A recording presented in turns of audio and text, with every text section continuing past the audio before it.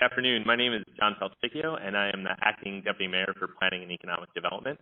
I'm joined at the table today by Christy Whitfield, the Director of the Department of Small and Local Business Development, Anna Smith, the Executive Director of the Workforce Investment Council, and Svangoy Cook, the Director of Business Development in the Deputy Mayor for Planning and Economic Development office. We also are joined on the screen today by Jeff Finkel, who is the President and CEO of the International Economic Development Council.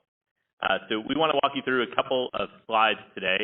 If you are listening on the phone, we'll have this up on the coronavirus.dc.gov website, and we'll also are streaming this on Facebook and Twitter on @Mayor Bowser. So if you want to join us there, that's where you can see the deck that we're going to walk through this afternoon. And so the District Economic Recovery Team established by Mayor Bowser is a cross-agency team led and housed in our agency, the Office of the Deputy Mayor for Planning and Economic Development.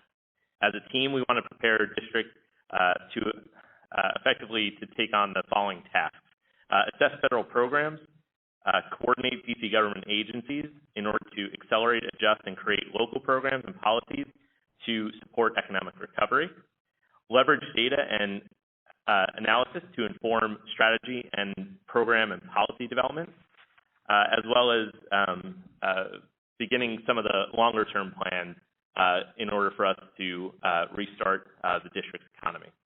And so we've begun to identify existing programs, policies, and resources across the district, federal, and private platforms to collaborate on both recovery and preliminary conversations on reopening.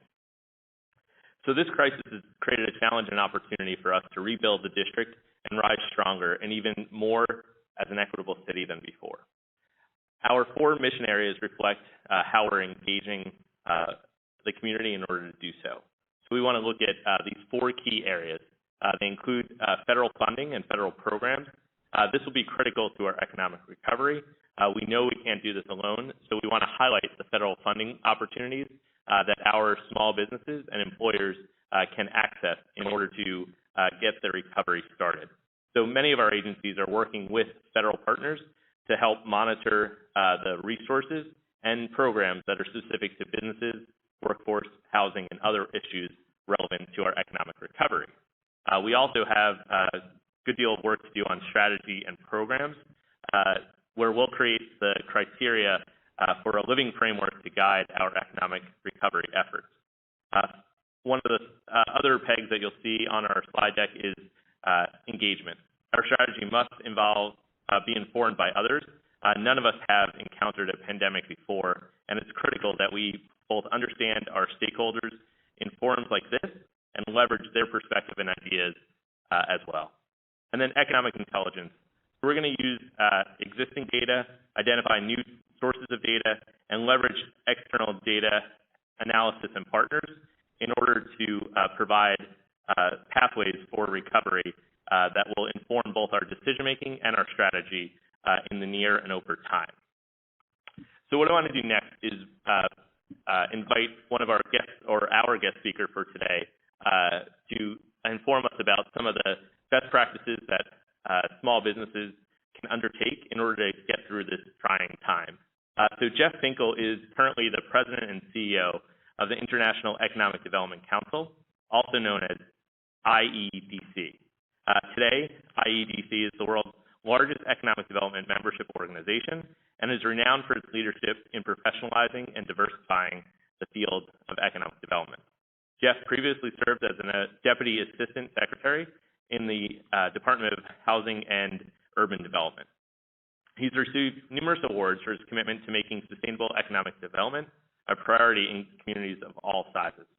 He's a longtime leader in community service and philanthropy, and in 2005, he organized 250 economic development volunteers to work in the Gulf Coast communities, endeavoring to recover from Hurricane Katrina. He's a frequent lecturer and author of numerous articles, and he's appeared on CBS Sunday Morning, Fox Television, and the Journal report on PBS. And so, Jeff, I'll turn it over to you, and I know you've got some slides to walk us through today. Thank you very much. I appreciate you noting the things that we have done in the past. And of particular relevance to my comments today is the work we did in 2005 when we started recruiting volunteers to go to the Gulf Coast after Hurricane Katrina hit both Louisiana, Mississippi, and a part of Alabama. What we are experiencing now is 50 hurricanes hitting the United States all of them. Probably say more than that because it also hit districts, Puerto Rico, Virgin Islands, Northern Marianas, and whatever other long districts, territories the United States holds. It has done a significant amount of economic devastation to our economy. And as a result, economic developers will be part of the recovery of our economy as we go forward. The International Economic Development Council is, in fact, the membership group for our city and state economic development officials and their partners, such as utilities, lenders, that work on creating, retaining, expanding jobs, and developing tax bases in their community. For those that are interested in our work around economic recovery, and particularly how communities can think about recovery in this coronavirus landscape that we're in, I would encourage you to go to a website called restoreyoureconomy.org. restoreyoureconomy.org. We will have a number of recent webinars, upcoming webinars, and a lot of information on what communities across the country are doing to try to think through how to restore their economy. As I was sitting here getting ready for this presentation today, it occurred to me that I've been coming to work in the District of Columbia almost every day since 1981. I've seen the Willard Hotel not open. I've seen Pennsylvania Avenue when it was not successful as a street where a lot of business was done. But I've never seen the city in the situation that it's in today. Many businesses are not open. People are not coming to the city or going elsewhere to the city to go to work. It is a difficult time not only for the district, but we multiply that across the United States. As I indicated a minute ago, we have had a webinar series, and as I was talking to the district staff about what they wanted me to visit about today, they wanted me to talk about maybe one of the presentations that Richard Florida, the well-known urbanist and award-winning author, spoke to us a couple of weeks ago. And he had 10 things that he thought were necessary for recovery.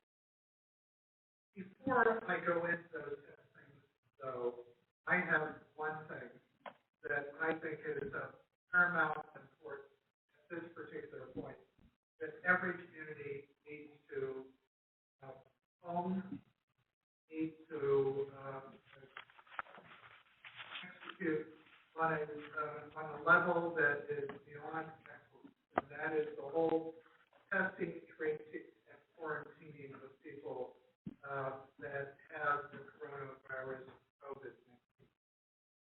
We will not be able to successfully go back to work until and unless we know that our interactions with others can be somewhat without doubt that we will get sick by sitting in a restaurant, going to a conference, sitting in a hotel lobby, speaking at a conference, meeting with other players, going to Capitol Hill or City Hall. Jeff, I'm sorry to interrupt you. Can we actually, we're going to come back to you in one moment. We're having a little technical glitch. So what I'm going to do is I'm going to turn to Sabangale and ask her to give an update on the microgrant program. And while we do that, we're going to get the sound a little bit better for those who are listening on the phone. and then we'll come back to Jeff to hear him out and hear the presentation on the 10 principles. So we'll turn it now to Tabangwe Cook to update. Sorry about that, Jeff, if you give us one moment. Thank you, Deputy Mayor. Good afternoon, everyone. So as we know, the Mayor and Council invested $25 million in the Micro-Grant Relief Fund to support small businesses here in the district in this time of the COVID-19 experience that we're going through. We do know that we received over 7,000 applications in 16 different industry classes. And so at this time, that application has closed, and the team is diligently reviewing applications, and as we continue to do that, we are on pace to provide and begin doing notifications at the end of this month. And so that has been our communication. Feel free, if you have questions and you'd like to inquire, go to the coronavirus.Mayor.dc.gov website under business. There is an email where you can feel free to shoot us any kind of questions that you might have. We are available to respond, but at this time, we currently plan to continue to do notifications, start those notifications at the end of this month. Thank you, Deputy. It's going to take us a little bit more time to get the phone connection better with Jeffrey. So I'm going to turn over to Director Whitfield, who's going to walk us through a little bit about what the Department of Small Local Business Development is doing as we look towards the recovery. Christy? Sure. Thank you, Deputy Mayor. So the Department of Small Local Business Development has had, it's tangible, as we know, that our small businesses are really one of the front lines on the facing the coronavirus. Our businesses are really out there every day suffering at the hands of this virus. And one of our activities has been working hand in hand with the Small Business Administration. Many of the callers are probably very interested in the status of the resources that are out there. Two of the biggest resources, the EDIL, the Economic Injury Disaster Loan, and the Paycheck Protection Program, have been in the news quite a bit lately. They were, almost as the PPP, as it's called, the Paycheck Protection Program, was almost immediately oversubscribed, and we are watching Congress constantly. I think we are looking at bipartisan support and very optimistic that there's going to be a second re-upping of this support. We're hopeful that we're going to be able to work with SBA for an additional tranche of funding for both of these programs to get these things restarted. We know these have been really great opportunities for the small business community to help, weather the storm. We know the Bowser administration was the first in the region to actually apply for disaster relief and to get our small businesses first in line for these resources. And so BSWD is working.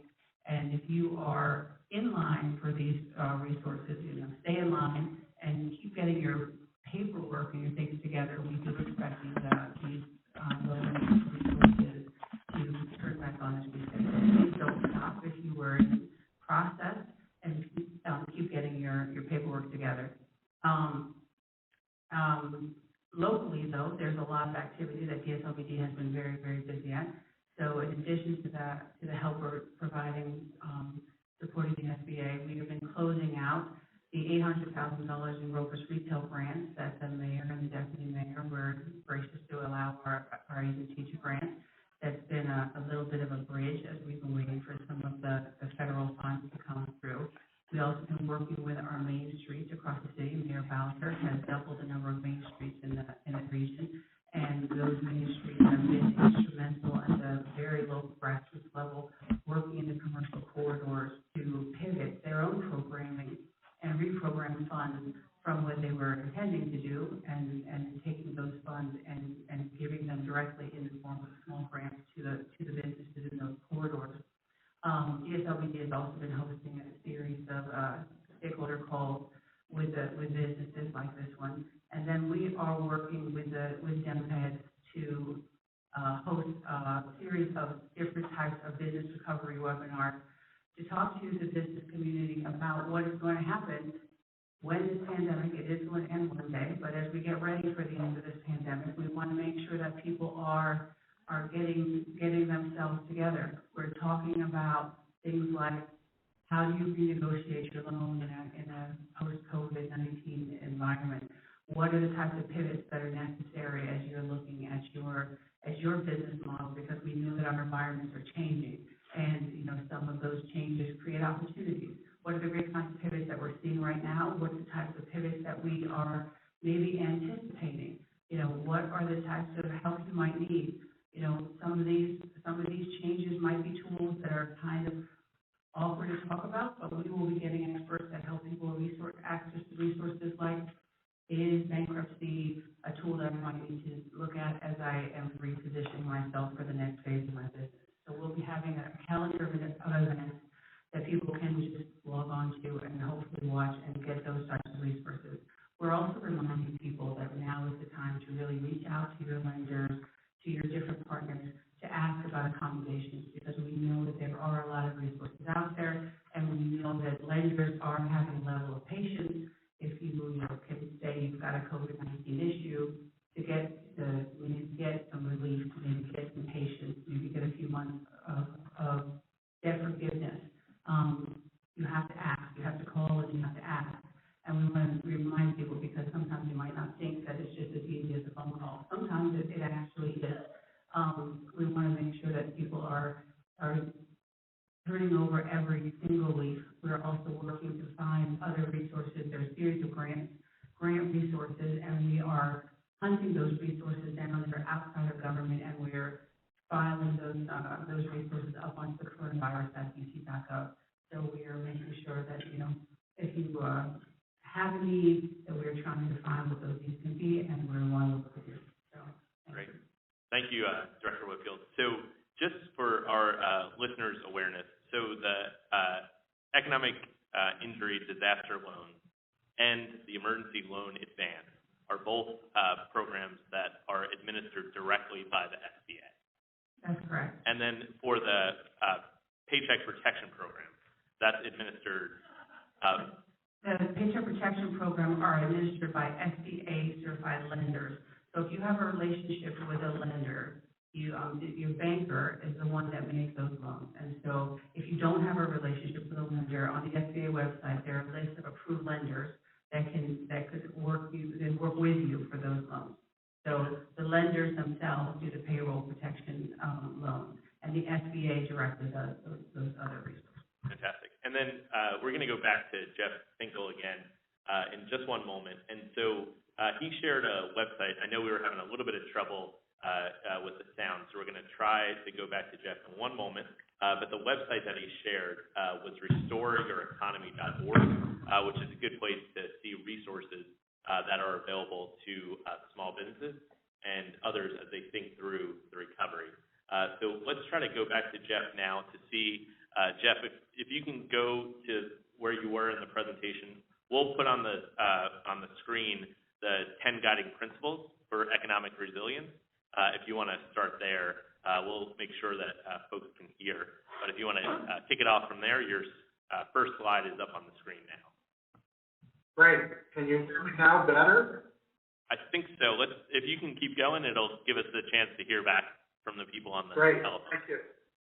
So as I indicated before, these 10 principles were provided to us by Richard Florida, a professor, urban expert, and a well-known author. And a couple weeks ago, he spoke to about 1,300 of our members. And he went through, and his key points were, now is the time to collaborate, not compete. The district is not in competition with Maryland, not in competition with Virginia, not in competition with any of the surrounding communities or counties. We're all in competition against the virus. It's a time that we should be thinking about how do we collaborate, and particularly a collaboration around health, around testing, and to make sure that our businesses will thrive.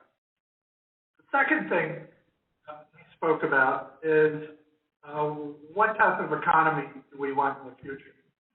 And we talked about the whole issue of diversification. We need to think about going on with our big firms, what's going on with our small firms. The district is probably more vulnerable in some ways because of its reliance on tourism and large cities. So we have to, at this particular time, think about both how we resurrect those businesses, but how do we think about diversifying the economy so that in the future, if there is a episode like this again, or some other episode that interrupts our tourism-based economy, how do we survive in a better place? Third, healthcare and public health are economic development at this particular time. We're not going to be able to reopen our shops. We're not going to be able to go to a restaurant. We're not going to be able to hold large meetings unless we know that there is an environment that is somewhat virus-free and a healthcare system that is able to take care of us should we, in fact, get the coronavirus or COVID-19. We also need to think about, as a nation, this is probably not as much a Washington, D.C. issue, do we have the ability to provide our healthcare staff the appropriate protections, PPE? Do we have the ability to get ventilators and pharmaceuticals, and not necessarily with a supply chain that wraps around the world? We need a supply chain that is based here. If the district is part of that supply chain, more be it. But I think of that more as in manufacturing areas where the district is not as strong. Rural communities must regionally plan to build more robust economies. I frankly think that some people will think about less density, and we may lose some population to more rural places as a result of this experience that we've just had. We need to ensure that we have a safety net. We need to have a safety net for employees who have lost their jobs. We need to think about health care for people who no longer have insurance.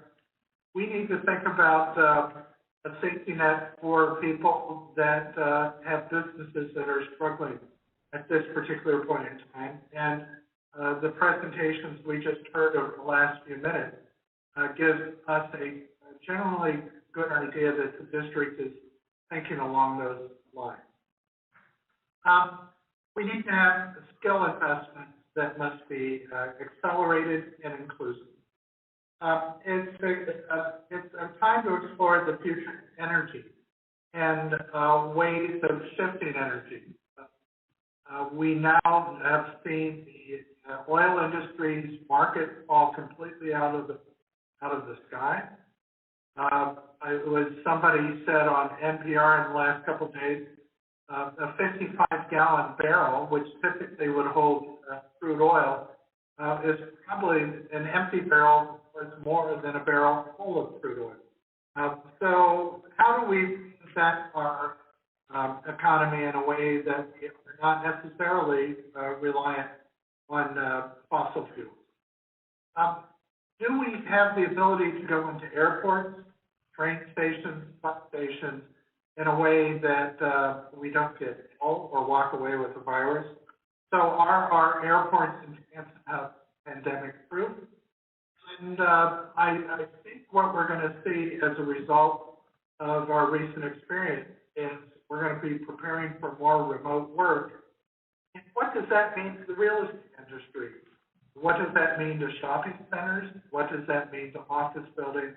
And we may have to be thinking through how does cities survive if more and more businesses go remote. So those were the major points that Richard Florida raised. And as during the time when you didn't hear me all so well, I said one of the most important things for the district to be thinking about, other than useful ways to spend some of the federal money that is coming through, it is also how do we test, trace, and quarantine people that have the coronavirus so that we can get back to an economy, that we can get back to a city where what's going to work or getting on the metro doesn't necessarily get us sick and either send us home for 2 weeks or to the hospital with something that's serious. I want to commend the district for the work that they're attempting to do on helping our businesses and our citizens get back to work and reopen as soon as practical. Thank you. Great. And Jeff, we want to thank you for joining us. I think we're going to ask you to stay, if we can, technologically keep you connected. When we open it up for questions, we'll see if we can have you take a few questions as well. But thank you for that, that national and international perspective. And one of the things you talked about was skill investment must accelerate. And so that's a good segue to Anna Smith, the Executive Director of our Workforce Investment Council, to talk about some of the challenges we see ahead, but also those opportunities that we see as well. Absolutely. Thank you so much, Deputy Mayor, and thank you, Jeff, for that perfect tee-up. My name is Anna Smith, and I support the Mayor Bowser appointed Workforce Investment Council here in the District of Columbia. It's predominantly led by members of our private sector, business leaders who too are struggling with many of the same challenges Director Whitfield spoke about, but also comprising of community organization representatives and government officials. And the Workforce Council and my team and I are positioned to support not only the recovery efforts, but how we in government coordinate our efforts in response to this pandemic as we think about recovery and more immediately reopening. And so we think about it in a number of ways. And for those of you less familiar with the workforce system, a lot of the coordination happens through our American Job Centers. And so a core partner of ours is the Department of Employment Services, who is currently providing a lot of support for those seeking unemployment insurance benefits. I want to commend my colleagues for all of the resources they're putting out there. But the workforce system also includes many other agencies that are also focused on providing training, career coaching, skills development, adult education across our human services, disability services, and adult education agencies. And so the Workforce Council and our board support the mayor and support our use of resources to ensure that the work that we are delivering is coordinated and aligned. And so that's why it's been a pleasure and an opportunity for us to bring our muscle and our team into the work of the Economic Recovery Team led by the Deputy Mayor. And a number of things that we are focused on, Jeff spoke to. And so we are, unlike many of our colleagues who are thinking about the financial impacts to residents and to businesses right this second, we are looking slightly more longer term as we think about what it will take to reopen businesses, what it will take to ensure that employers have the workforce that they need, and that our workers and our residents have access to the training and the skills in order to be able to enter back into the workforce. And so we think about it in a few buckets. First, how we serve workers. Most immediately and also in the longer term, we know that job seekers are going to need new and different ways of accessing training and skills development and support services. As we think about the need to access those remotely, how we provide training, provide access to technology, and provide the resources needed to be able to engage in job search, in interviews and assessments. We're working very closely with our partners to assess what resources we might want to ensure are readily available and at scale. We also think about from the employer's perspective. Many employers are asking us about opportunities to learn how better to conduct those interviews, to connect with employees or future employees in this moment where we are all staying at home for ourselves and for others. And so what are the training or the resources or opportunities that the workforce system can deploy to support our employers? We're doing a bunch of analysis around that to make sure that we have those resources available day one and into the future. And overall, more comprehensively, we're thinking about what does the future of the workforce system look like? What are the industries that might need a big lift and broadened pipelines of individuals, of workers in the short term, particularly as we think about healthcare and the importance of contact tracing, of health screening as we seek to reopen business. How do we ensure that we can match people who maybe have lost their jobs with the skill set to be readily trained to be able to take those positions that will also help us in our economic recovery? And so my team and I and the economic recovery team are conducting that analysis. working with our partners, and looking forward to thinking about what it will take to and how we will really prepare for massive workforce rehiring and make sure that our workers and employers have the support they need. Thank you, Anna. And as we all learn new skills, we're learning how to host a town hall with somebody remotely participating, as well as several hundred people on the phone, as well as folks viewing on social media. So what we're going to do now is we're going to turn toward well, we've got one more actual slide that we want to show you, which is slide number 18. And so if you have recommendations for the economic recovery, we want to hear from you. So if you go to coronavirus.dc.gov/recovery, and you go into the business section, there is a form that you could fill out to send us those ideas that you have to aid us along in the recovery. And so if you go to that webpage, coronavirus.dc.gov, and look for the recovery page, you'll also find the deck from today's presentation posted there as well, in case you wanted to skim through that again. And so this is the portion where we start opening it up towards the questions. And so if you do have a question, you could press 0 now, and you can be queued in, put in the queue for a question. And so I want to also just reiterate the website that Jeff had shared, which is restoreyoureconomy.org, and then the other site, the district government site, which is coronavirus.dc.gov. It has all the resources for businesses as well as individuals as we think through recovery. And so I'm going to look to the team now to see if we have folks queued up for calls. All right. Okay, and the first caller is? Okay, great. So we have Kathy from the Restaurant Association. Kathy, can you hear us?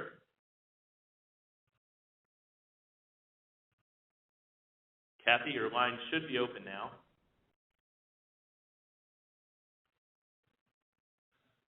Okay. All right, we'll try. We had queued up to start us off on the question portion. We had Kathy, Kim, and Erica. And let's see if Kim is your line open, or Erica. Okay. If not, what we'll do is we'll go to the first. Hi, this is Kim. Oh, Kim, how are you? This is Kim from Think Local First DC, correct? Yes, I have a great. situation. You have the floor. Okay. I am employed in D.C. full-time. I am also a sole proprietor. I own an Airbnb and a D.C. rental condo with a business license. I applied for unemployment because I was told as a sole proprietor or a gig worker I could do so. I applied, and Department of Employment Services filed a claim against my current employer where I am employed, which highly annoyed my HR director. I want to know, how do sole proprietors of Airbnb properties that have zero business now because of the travel ban, and property owners that rent condos have no business because I rent to graduate students, and the graduate students have left D.C. and gone home. So as a sole proprietor, I have no income because I have no guests or tenants. How do I apply to the CARES Act? Fantastic. That's a really good question, and I know a lot of individuals in the district are having that same question, so we appreciate that. Directly, you can email PUA@dc.gov. So the P stands for Pandemic Unemployment Assistance, right? So it's PUA@dc.gov. What that will do is it'll put you into the queue for when the system is able to process that kind of claim, that you'll get notification for it. And so what we'll ask you to do is email PUA@dc.gov, and that will get you that information, get you registered for when that is open. And then the other thing I just want everybody to note is that tomorrow at the mayor's 11 a.m. briefing, she'll be joined by the director of the Department of Employment Services to talk through where we are with unemployment claims and where we are with benefits as well. So to your question, I know a lot of folks have questions about unemployment, and we will have a briefing tomorrow at 11 a.m. You'll be able to join by watching on Channel 16 or on Facebook or Twitter, and our social media platforms will have that, and we'll look to hear from the director on where we are with unemployment insurance, because I know that's a pressing topic. So, and now we'll go to our next caller, who is Margie. Margie, your line should be open. Yes, hi. I did not understand. I own Zenith Gallery and I've been in business in this town for 42 years, and I applied for the grant with the city. And when are we going to hear? Sure. So, Sabangla, you want to answer that one? Sure. Hi, Marty. So we are in line and on pace to begin doing notification at the end of this month. So you should be hearing something from us by the end of this month. Great. And Sabangla, tell us too, so we opened up the grant application process. When did we open that up? That was 3 weeks ago. We closed on the 1st. And we've begun we've begun review and are still doing review. As you all know, we have received over 7,000 applications. So we do still plan to make notifications at the end of the month, but I just forgot to state that we opened it up. Oh, no problem. So we stood up that process in... Pretty quick in 5 days. Yeah, pretty quick. And we want to make sure, we understand how stressful of a time this is for everyone. And we are working as quickly as we can to review those applications, to evaluate them. And then, like we said, we've made a commitment to get that closed out this month. And we'll make sure we make those awards this month. Absolutely. Margie, so look to hear from us very soon. Great. And the email address, too, for folks with questions about grants? Yeah, you will see the email address on the coronavirus.dc.gov website, but you can always email us at denped.relief@dc.gov. Thank you. Next up is Kevin. Kevin, you've got a question for us. Your line should be open. Yes, hello. My name is Kevin. I understand that COVID-19 has thrown us into a bit of a recession, and I just want to know, how bad is the recession going to be thus far, and how realistic is it for us to open up on May the 19th or the middle of May, and is that a realistic goal? Sure. Thank you for the question. So we are currently assessing that, and one of the key markers that you can monitor is the number of new cases that are reported each day. And so what we need to see in order to have a safe opening is a decline in the number of cases over a 14-day period. And so currently we haven't seen a steady decline, but we would need to see that over a 14-day period. In terms of where we are on the economy and our financial forecast, we're actually going to do a briefing on Friday about that, because that is when the Chief Financial Officer for the District of Columbia will release the financial forecast. So April 24th was the date that we set some time ago when this all started, and when we wanted to know exactly what the impact would be on our economy and on the district government revenue. And so on Friday, we'll have more information about our financial forecast for the district. So thank you for that question, and we'll have more information later this week. So we're now going to take our next caller, which is Tom. Is open. Hi, this is Tom Goldstein. I'm with Cogent Law Group. We're in Ward 2. And we have a number of small business clients, like restaurant owners, nightclub owners. And my question is, what do you guys have planned? They're dealing with significant challenges right now of getting, having to pay their rent. But, above and beyond the immediate issue, when they reopen, it's likely they're going to have to reopen at only like partial capacity, probably because of social distancing. Like restaurants are talking about opening, maybe, spacing out the tables more. As a practical matter, this means that their revenue, their rents are basically calculated on revenues they can generate per square foot. Well, they're only going to be able to generate maybe half the revenues per square foot because they're going to have half the occupancy. So my question is, what's the plan that the district has for a transition for, retail businesses like restaurants, nightclubs, that, are not going to be up full capacity? How do we deal with the challenges like rent without, again, putting all the burden on the landlords. So what can you tell me about that? Sure. So I'm going to turn to Christy in a bit to just talk about some of the work that we do with the Main Streets and some of the outreach we've been doing to small businesses, so she could share some of the feedback.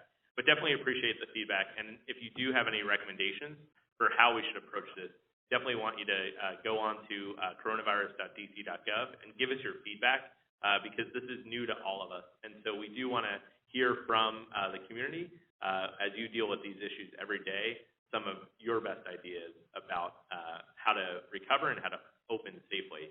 But Christy, can you talk to us a little bit about what you've been hearing from the Main Streets and how they're planning for the eventual reopening? Well, I think the caller brings up one of the most important questions, which is that we are all wondering what the new normal is going to be, and we're trying to figure that out, piece by piece. The short answer is we don't have the full picture because there are a lot of things that we don't know. At the Main Street level, we are talking to businesses about, what do these pivots look like, and how are we going to try and, prepare and be creative. We know that entrepreneurs are problem solvers, and we're trying to figure out how are we going to be able to, bridge that gap. But we also know, to the caller's point, that,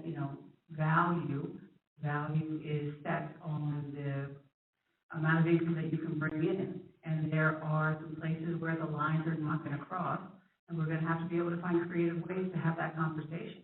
That's a lot of what the jury is there for.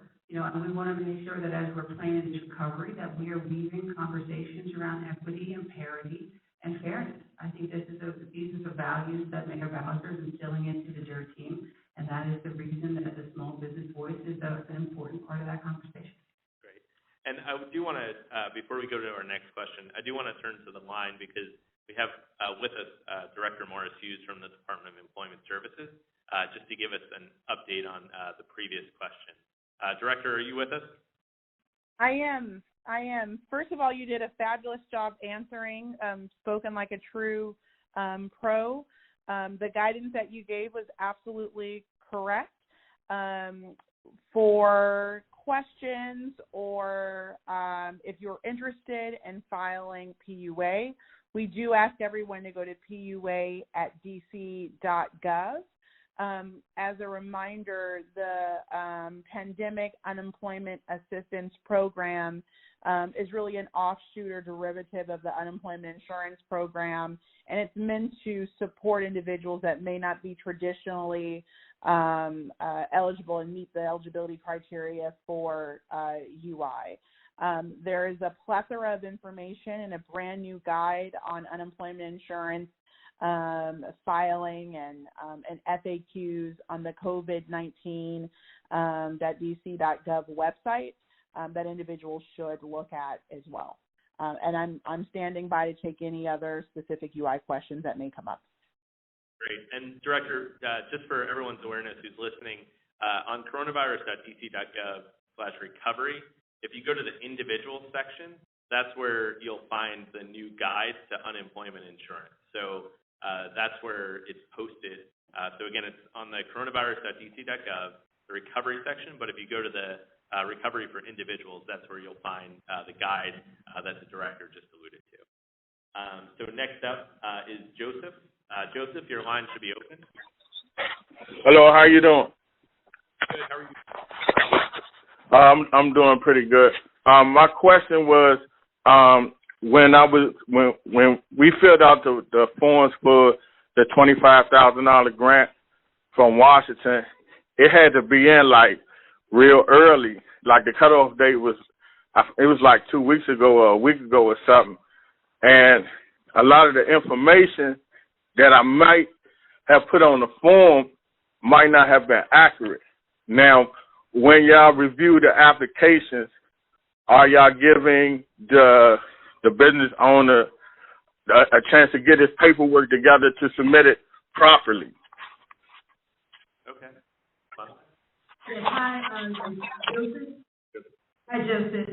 Thank you for your question. So yes, sir, as we are beginning our notification process, we will be reaching out to individuals for greater clarity if there are missing documents, and so you will be given an opportunity to provide documentation that could potentially be missing in order for us to make a determination.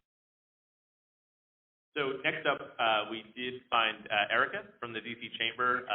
We have over 1,800 folks called into the line, and we know there are also folks watching on social media, so we want to thank everybody for joining. And Erica, your line should be open. Yes, thank you, Deputy Mayor. Can you hear me? Yes. Perfect. Just a couple of ideas to encourage economic growth and provide relief to businesses as you think through your recovery efforts. As you know, businesses pay tens of millions of dollars to the ballpark fee, and we were wondering if the administration could do an analysis on relaxing the ballpark fee for the rest of this calendar year. And that's one question. And then our second question is, prior to the beginning of this public health emergency, the DC Universal Pay Leave Fund was near solvency levels and now has, met the revenue estimates, for the first year of benefits.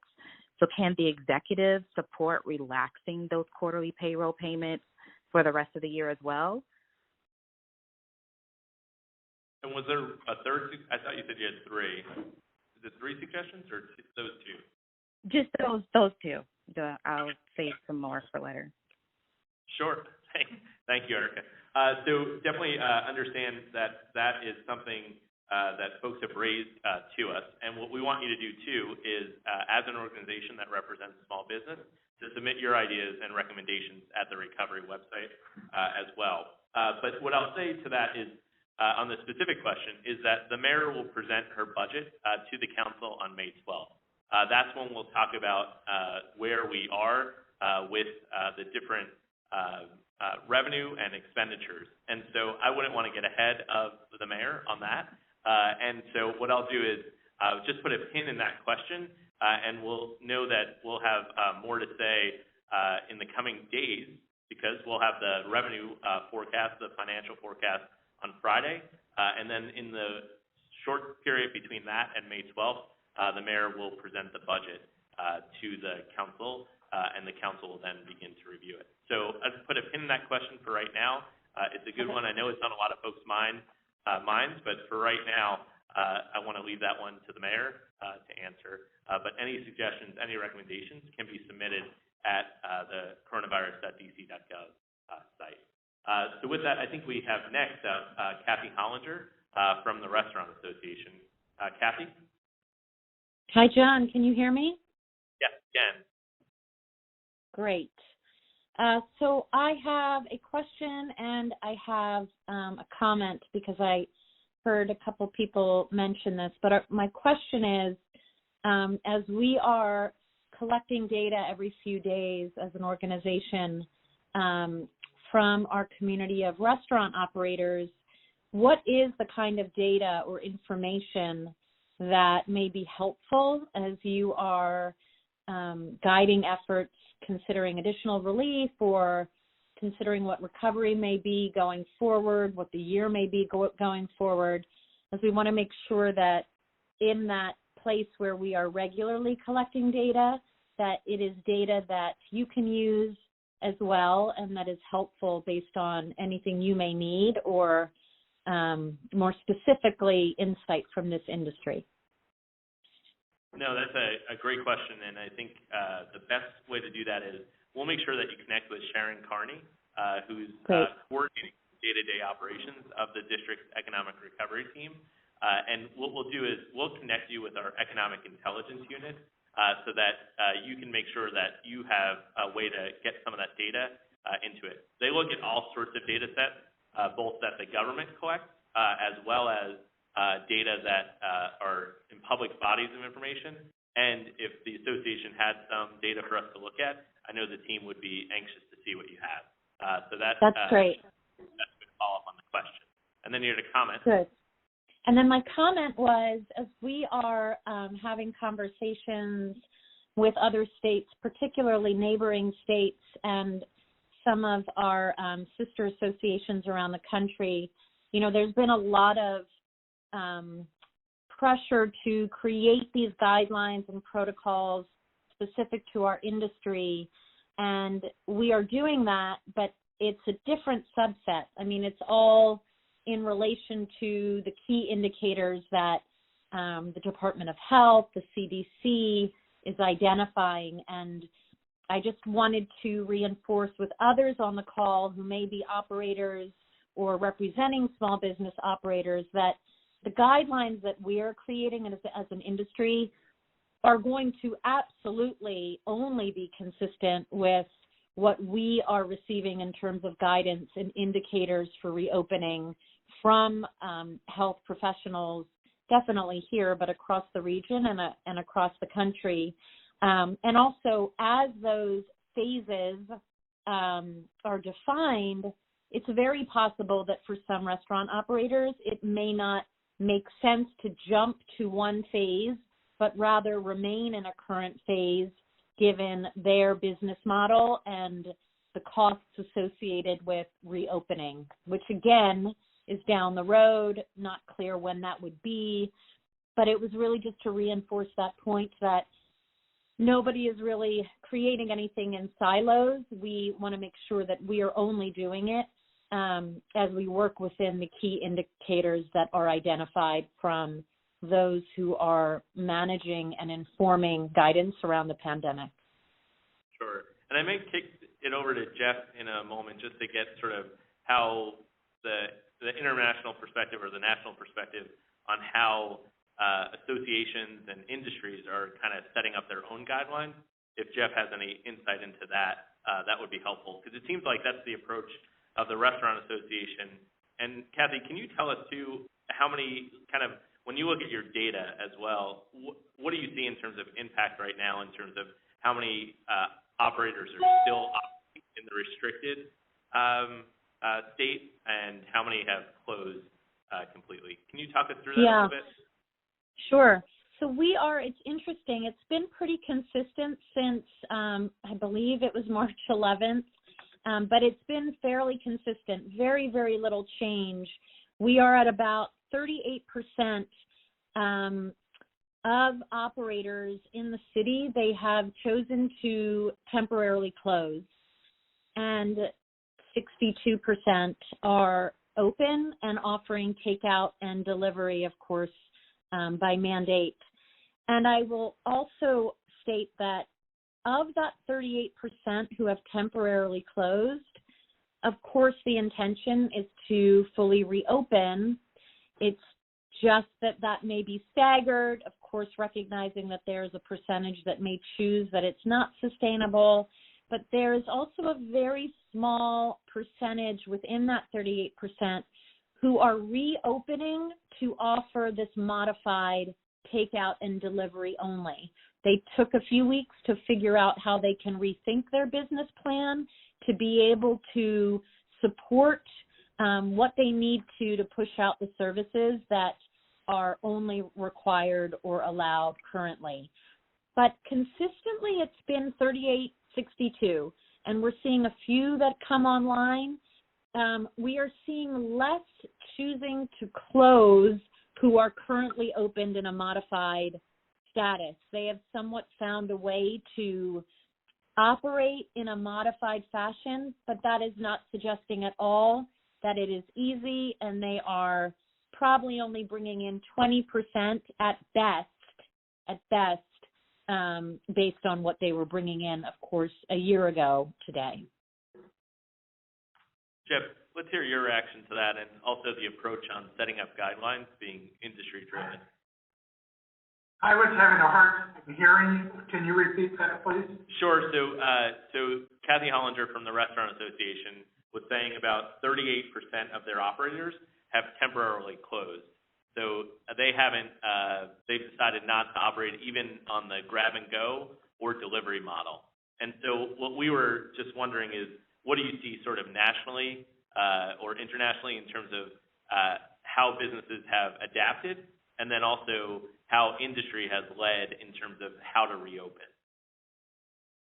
So one of the things that we spent the last week and a half trying to understand is how will businesses reopen?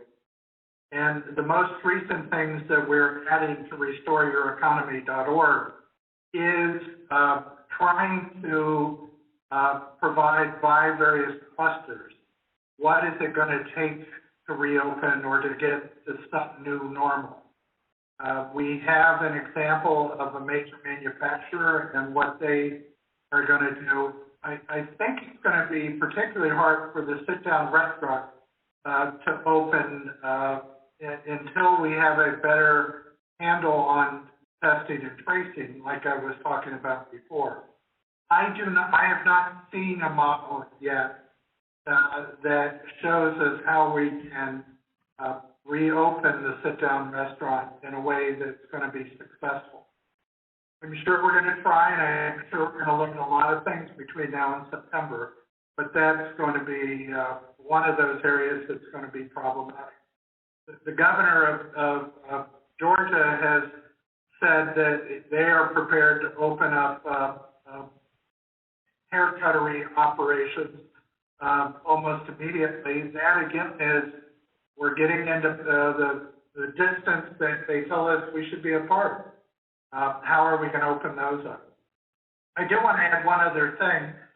It was mentioned earlier the hope that there would be some additional money for the payroll protection program. The Congress and the administration have agreed today for $484 billion. 321 of that will be for the payroll protection plan, and of that, $60 billion is set aside for underbanked businesses, some of which obviously would be east of the river in the District of Columbia and maybe other places in the district. I appreciate that. And also, Kathy, if you're still on, is Kathy still with us? Yes, I am.